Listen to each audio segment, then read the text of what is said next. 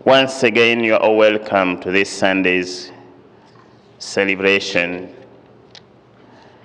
We thank God who has kept us and brought us safely here. We pray for his protection all the day, all this weekend.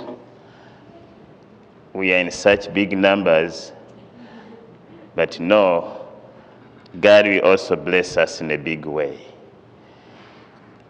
The Sunday for today is inviting us to pay attention to God's saving gaze, in which he expresses his saving power. After all the devastating situations that Israel went through in her history, her neighbors began calling her discomforting names that Isaiah has mentioned in the first reading. Neighboring nations began to refer to Israel as a forsaken nation, a loser, an abandoned people, failures, and others referred to them as unfortunate people, disfigured, and rejected ones. All these names made Israel feel uncomfortable, and they began even to doubt in the promises of God. As we have heard in the book of Isaiah today, God is not resting. God is not just looking on. He is going to act in a big way and use his saving power to recover the dignity of his people.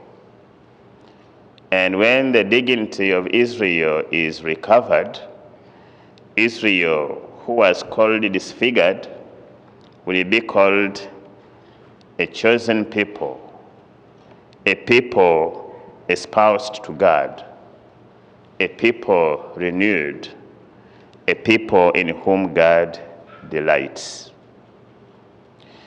By his intervention, God is giving confidence to the people of Israel that he will use his power to change the past and make their future a great one. So in his promises, God is saying that our past does not have to remain our future. So God is going to use his power to draw Israel out of unfortunate situations, a people forsaken, to become a people chosen, a people in whom God delights. The same thing happens to us, I think, as well, when we go through devastating situations. God still promises his gaze upon each one of us.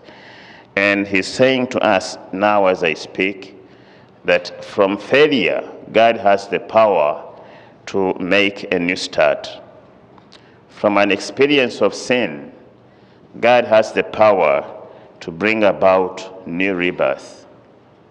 And from experiences of personal loss, God can open new chapters of grace.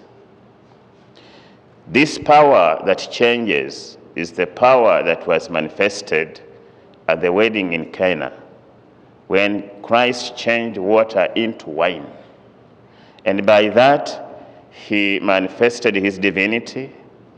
He gave proof that his gaze of love can intervene in our lives and transform them in a big way.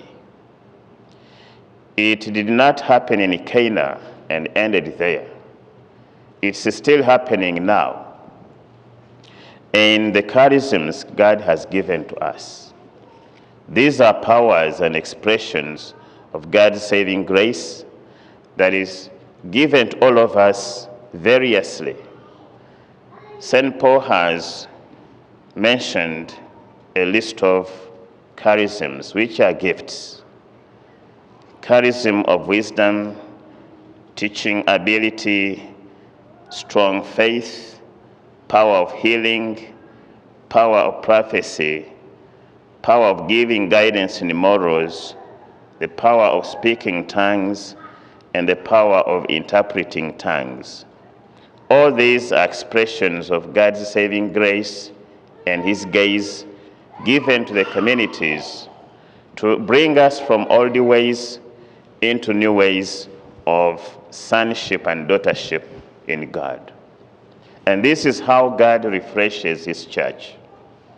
So even if today the church may go through bitter times, times of regret, times of remorse because of the bad situations within the church, God's graces are still there. If we use them well for the benefit of others, the church can be restored.